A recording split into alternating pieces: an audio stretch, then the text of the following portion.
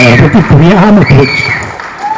அவர் தோல்வியில் அடையலை, அவரை துரோகம் தான் வீழ்த்துச்சு. எங்கள் அண்ணன் அந்த கேப்டன் பிரபாகரனுக்கும் சிங்கமணிக்கும் என்ன இருக்குது? ஒன்றும் இல்லை. ஆனால் எங்கள் கேப்டனுக்கும் சிங்கமணிக்கும் என்ன இருக்குது அப்படிங்கிறத ஒரு 3 இன்சிடென்ட் நம்ம சொல்லிடுறேன். இந்த படம் ஆர்கே செல்வமணி சார் அது ராஜ் அந்த ஷோலை படத்துக்கு அப்புறம் மிகப்பெரிய படம். அது நான் வந்து ஓசியில் பார்க்கணும் சொல்லி சேம்பரில் போய் உட்காந்து அடி வாங்கி வெளியே வந்தது. அதெல்லாம் எடுத்துக்கிறத விட்டுங்க. அவர் செல்வமணி சார் தம்பி ராஜா என்னோட க்ளோஸ் ஃப்ரெண்டு. அவங்க அண்ணன் என்ன செய்கிறாரு, எப்படி பேசுறாரு போகணும் கேட்டுக்கிட்டே இருக்கேன். சும்மா நின்றுட்டே இருப்பார். நான் வந்து உதவி இயக்குநராக இருக்கும்பொழுது, அதாவது என்னால் வந்து சினிமாவுக்கு வர்றதுக்கு முன்னாடி என்னால் எனக்கு ஒரு லாஸ் அப்படின்னா செல்வமணி என்னன்னால தான். என் வீட்டுக்கு பெட்ஷீட் காணா போச்சு. எங்கன்னா எங்கள் ஊர் பெரியவளம் பக்கத்தில் கும்பக்கரையில் ஆட்டமா தேகோட்டமா சாங்கு நைட் எஃபெக்ட் 3-4 மணிக்கு சாங் முடியுது. அந்த சாங்கை பார்க்கணும்னா அந்த ஃபால்ஸுக்கு போகணும்னா ஒரு ஷார்ட் எடுப்பாங்க, அதுக்கப்புறம் பிரேக் விட்டுருவாங்க. நான் அந்த பாறை பெட்ஷீட்டை வச்சு போத்தி படுத்துட்டேன். அப்புறம் திருப்பி ஆட்டமா இங்கே ஓடுறாங்க ஓடுனேன். திருப்பி வந்து பார்த்தா பெட்ஷீட்டை தாங்க. அதுக்கப்புறம் சைக்கிள் பஞ்சரு. திருப்பி ஒரு வாரம் கழிச்சு சாயங்காலம் முடிஞ்சிருச்சுனாங்க. அங்கிட்ட ஆண்டிப்பட்டி பக்கத்தில் ஏதோ ட்ரெயின் ஃப்ளைட் எடுக்கிறேன் நாங்கள். எங்கள் அம்மா சொல்லிச்சு அங்கேயும் பெட்ஷீட் எடுத்து பண்ணி விளக்கமத்து முடிச்சு ஆத்தி போயிடுச்சு. அப்புறம் இங்கே சினிமாவுக்கு வந்து அச்சன் அந்த படம் ரிலீஸ் ஆகும்போது போய் பார்க்க முடியல. எங்கள் கேப்டன் இருந்ததுனால தான் நான் அசிஸ்டன்ட் டைரக்டராக இருந்தேன். ஏன்னா அவர் இருந்த ஆஃபீஸில் நான் சோறு சாப்பிட்டதுனால தான் எங்கள் சொந்தக்காரனே சொல்லிட்டு போச்சான், இனிமேல் நீ சென்னை விட்டு வரவே மாட்டேன், உனக்கு சோறு போடுறதுக்கு ஒரு ஆள் இருக்காரு, நீ அங்கே சாப்பிட்டு நல்லா இருக்கு. அதை எங்கள் கேப்டனை வச்சுக்கிட்டு வேணுமெண்டா படத்தில் நான் தான் ஆடியோ ஃபங்க்ஷனில் நான் தான் எடுத்து நான் தான் ஆங்கராக நான் பேசினேன். அந்த பேசி முடிச்சதுக்கப்புறம் எங்கள் நிக்காஸ் ப்ரொடியூசர் என்னை தாஜ் கன்னிமராக சாப்பிட போயிட்டார். அப்போ எங்கள் கேப்டன் வந்து எங்கள் அண்ணன் சுதீஷ்ட சொல்லி அவன் சின்ன போய் சாப்பிட்டேன் எங்கே இருக்கான்னு சொல்லி போய் பார்த்து எங்கள் கன்னிமராவில் வந்து சுதீஷ் சார் நீ சாப்பிட்டேன்னு சொன்னார். கேப்டனை சொன்னேன், இல்லை நான் சாப்பிட்டேன், நீங்கள் தானே இருக்கேன், நான் வந்து அண்ணீர்லாம் சாப்பிட்டுருக்கோம் அப்படின்னு. இதுக்கு முன்னாடி என்னென்னா நான் சுந்தர்சி சார்கிட்ட அசிஸ்டன்ட் வேலை பார்க்கும்போது எங்கள் சுந்தர்சி சார் வந்து ஒரு வீடு இருந்துச்சு. அது கேப்டன் சாரோட வீட்டுக்கு எதிர்த்தாப்புல ஒரு வீட்டில் குடியிருந்தார். அவங்க ஐவி சசியோட வீடு, சீமா அவங்களோட வீடு. அது 2வது வீடில் இருந்தார். இப்போ வீடு கேப்டன் சார் வீடு. நான் சாரை காலையில் பார்க்க 7:30 மணிக்கு போயிடுவேன். போயிட்டு அப்படியே பார்ப்பேன். பார்த்துட்டு 7:30 மணிக்கு மேலே மொட்டை மாடிக்கு போவேன். மொட்டை மாடிக்கு போயிட்டு எது போகணும், நான் டி சங்கரனு கேமராமேனு எல்லாரும் போய் உட்காந்து அங்கே பேசிக்கிட்டு போய் சாப்பிட்டுட்டு இருப்போம். அப்போ அங்கிட்டு பார்த்தோம்னா அங்கே இருந்து ஊரமாக கேப்டன் இருப்பார். அப்படின்னு நான் போனீங்க வருஷம் கூட ஷூட்டிங் போகிற நீங்கள் ஒரே எழுத்தண்ட அப்படின்பார். சரி காலையில் பார்க்கலாம் தூங்கு அப்படின்ட்டு போயிடுவார். அப்புறம் ஒரு 4 நாள் கழிச்சு வர்றேன். விஜயகாந்த் சார் கிட்ட ஃபோட்டோ எடுக்கிறேன்னு சொல்லி பிரசாத்துலேருந்து ஒரு கியூ, பிரசாத்துலேருந்து காவிரி ஸ்ட்ரீட்லேருந்து ஒரு கியூ நிற்கிது வீட்டுக்கு முன்னாடி. நான் அசிஸ்டன்ட் டைரக்டர் வெளியே போய் ஓட்டுறப்போன்னு தள்ளி விடுறேன். அப்போ விட்டுக்கிட்டே இருக்கையில் அவர் வந்து பார்க்குறாரு லேசா, இது ஏரியாவு சார் சுந்தர் சார் எவ்வளோ வைக்கிறாரு அசிஸ்டன்ட் டைரக்டர்னு அவர் உதவியாளர் சொல்கிறார். அப்படியா, எந்த ஊர்? மதுரை பக்கம் தேனி பெரியவளம். அப்படியா, எல்லாம் போட்டோ எடுக்கிறாங்க, வா நீ போட்டோ எடுக்கலையான்னாரு. நான் அதை வச்சு படம் எடுக்கணும்னே உங்களை வச்சு படம் எடுக்கணும். அது என்ன சொல்கிறேன், நீ பத்திரக்கார அப்படி தான் பேசுவார் அப்படின்னு போயிட்டார். போனதுக்கப்புறம் அஜித்தை வச்சு படம் பண்ணுறோம், உலகத்துறை ரிலீஸ் ஆகுது, எதுவும் ஆகுது, விஜயகாந்த் சாரை வச்சு பண்ணணுமே எதடா பண்ணுறது என்னடா பண்ண. அடுத்துக்கடுத்து சூர்யா வச்சு ஒரு படம் பண்ணலாம்ட்டு இருக்கோம். அதில் ஒரு நாள் கெஸ்ட் ரோல் பண்ணணும்.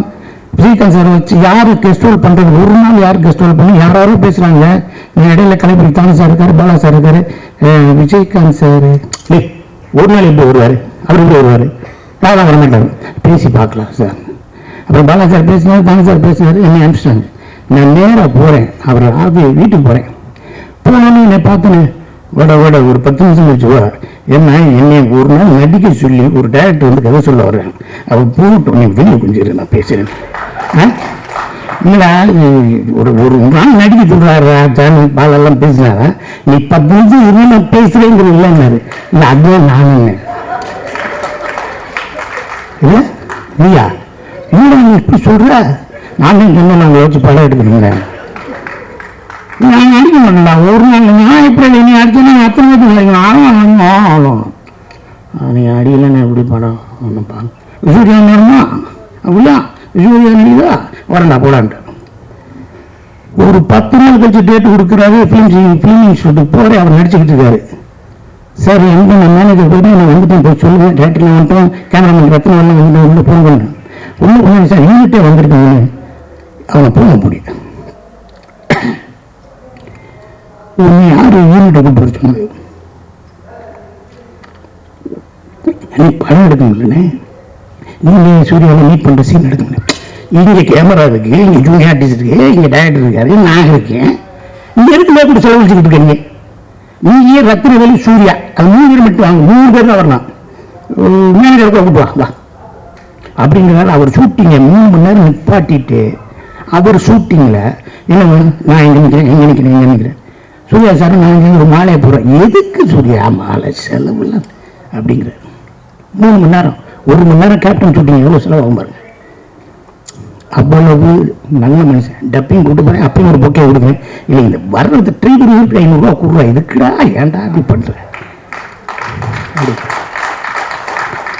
இவ்வளோ நடந்துருச்சுங்க தம்பி விஜய் பிரபாகரோட தம்பி சின்னவண்டியன் அவர் படம் மலேசியாவில் படம் அந்த படத்துக்கு நான் போய் நடிக்கணும்னாங்க ஏதோ பேச்சுவார்த்தை யாரோ ஏதோ பொருளை கிளப்பிட்டு ஏதோ போயிடுச்சு கேப்டன் போயிடுச்சு என்ன சிங்கப்பள்ளி காசு கேட்டேன் அப்படிங்கிற மாதிரி போயிடுச்சு அண்ணே இல்லைங்கிற பிறகு நான் தகவல் சொல்லிட்டேன் நீ மலேசியாவுக்கு வாழான்ட்டார் நானும் போயிட்டேன் போய் இப்படி ஹீல்ட்டுன்னு மாறிட்டு ஒரு பெரிய ஸ்டார் ஹோட்டலில் இருந்துச்சு 4 மணிக்கு மேக்கப் போட்டேன் 4 மணிக்கு மேக்கப் போட போனார் அப்போ என்னை இன்னும் கொஞ்சம் இப்போ மாற முடியும் இதுக்கு மேலே ஒன்றும் இல்லை இன்னும் கொஞ்சம் நல்லா முடி வெட்டி மண்டையில் உள்ட்டாவெல்லாம் வச்சு ஒரு டாட் எல்லாம் வெட்டி அப்படி போயிட்டாங்க காலையில் பஃபேல வச்சு சாப்பிடுறாரு நான் அப்படியே கீழே இறங்குறேன் கேப்டன் அங்கே முன்னாடி உட்காந்து ஏதோ ஓட்ஸ் ஏதோ சாப்பிட்டுட்டு இருக்காரு சரி இப்போ எதுக்கு கரெக்டாக பேசணும் அப்புறம் பேசிக்கலாம் மலேசியாவில் அப்படியே நான் ஓரமாக போகிறேன் என்னை எப்படியே பார்க்குறாரு பார்த்துட்டு மேக்கப் பண்ண கூப்பிடியா மேக்கப் பண்ண வந்தார் இவங்க ஒருத்தன் போகிறேன் மாதிரியா டவுசரை போட்டு தோடு விடுவ மாட்டி அவர் மாதிரி சிங்கப்பள்ளிக்கு மேக்கப் போடுறார் அவர் மேக்கப் பண்ணி பார்த்துட்டு சார் அவர் தான் சார் சிங்கப்பள்ளி நானும் கூப்பிடுங்க இவ்வளோ நானும் இப்படி தட்டுக்கிட்டெல்லாம் எடுத்துருவேன் உங்களோட காலையில் 4 மணி விட்டியா அப்படின்னாரு அவனை அப்படின்னு ஏன் நீ பார்க்காம அங்கிட்டு போகிறேன் இல்லைன்னு அவங்களுக்கு தொந்தரும் இவாடா இவங்க என்ன படம் எடுத்துக்கிட்டு இருக்காங்க அதை பற்றி நம்ம தனியாக டிஸ்கஸ் பண்ணணும்னாரு 4 நாள் தாங்க ஷூட்டிங்க 16 நாள் கூட இருந்தேன் என் கூடயே இருப்பார் அப்படி நடந்து போகணும்னு என் தோள்பட்டிலே கை வச்சுருப்பார் ஏன்டா சிங்க அப்படின்னு பேர் வச்சாங்க நீ ஏன்டா அண்ணனுக்கு இன்னும் கதை பண்ணலை நீ என்னடா செய்கிற சரி இந்த சீன் எப்படா எடுக்கலாம் ஆனால் நீங்கள் அந்த ரைஸ் பண்ணி நான் பழைய கதையை கேட்பேன் உன்னை கொன்றுவேன் இனி பேச வச்சுக்கிட்டே இருக்க பேசாமல் இருப்பார் ஆனால் என் கூடவே இருப்பார் அந்த ஒரு நல்ல மனிதர் முப்புரிமையை நான் பேசிக்கிட்டே இருந்த 10 புத்தகம் எழுதுவேன் எங்கள் அண்ணனை பற்றி எங்கள் அண்ணன் கேப்டன் பெறுவார் அந்த கேப்டன் பேர் கொடுத்த எங்கள் அண்ணன் செல்லுமணியன் எனக்கு வாழ்த்துக்களை சொல்லிக்கிறேன் அவர் புகழ் என்னைக்கு இருக்கட்டும் சில பேர் அதாவது பூவில் ஒரு பூ இருக்குல்ல பூக்குள்ள தேன் இருக்கும்பா அந்த பூக்குள்ள தேன் இருக்காது இல்லைன்னு சொல்லுவாங்க பூக்குள்ள ஒரு தேன் இருக்கு அதுக்கு பேர் தேன் இல்லை அது பேர் பூந்தேன் அந்த பூந்தேனை குடிச்சிட்டு போய்தான் தேனடையில் இருக்கு தேனில் அந்த தேனை கக்கி அந்த தேனை உருவாக்கும் அதுதான் தேன் இங்கே இருக்குது பூந்தேன் எல்லாம் பூக்குள்ள தேன் இருக்குது தேன் இருக்கு ஸ்பூனில் ஊற்றி விட்டாங்க அதெல்லாம் ஒன்று கிடையாது அது மாதிரி எங்கள் அண்ணனை பற்றி அருமை எங்கள் கேப்டனை பற்றி அருமை மக்களே உங்களுக்கு புரியாமல் போயிடுச்சு அவரை பற்றி புரியாமல் போயிடுச்சு அவர் தோல்வியில் அடையலை அவரை துரோகம் தான் வீழ்த்துச்சு எங்கள் அண்ணன் விட்டதை என் தம்பி விஜய் பிரபாகரன் கொண்டு வருவார் எங்கள் அண்ணியாக இருக்காங்க அவங்க கொண்டு வருவாங்க நீங்கள் நல்லபடியாக இருக்கணும் சினிமாவுக்கு சிங்கப்பூர் இன்னும் மக்களுக்கு செய்யணும்னு நினைக்கிறீங்க விருதுநகர் கைவிட்டாலும் நீங்கள் வந்து எதுவுமே கேட்கக்கூடாது கவலைப்படாமல் இருங்க அனைவருக்கும் வாழ்த்துக்கள் கேப்டன் பகவான் ஓட போகணும் எல்லாமே சொல்லிட்டாங்க எல்லாரும் பார்க்கத்தான் போகிறோம் என்னுடைய 200 ரூபா பாக்கெட்டில் இருக்குது என் குழந்தைகிட்ட இருக்குது என் மனைவிட்ட இருக்க என்னோட 1200 ரூபா படம் வர ரிலீஸ் அன்னைக்கு எங்கள் அண்ணன் படத்துக்கு இருக்கும் நன்றி வாழ்த்துக்கள்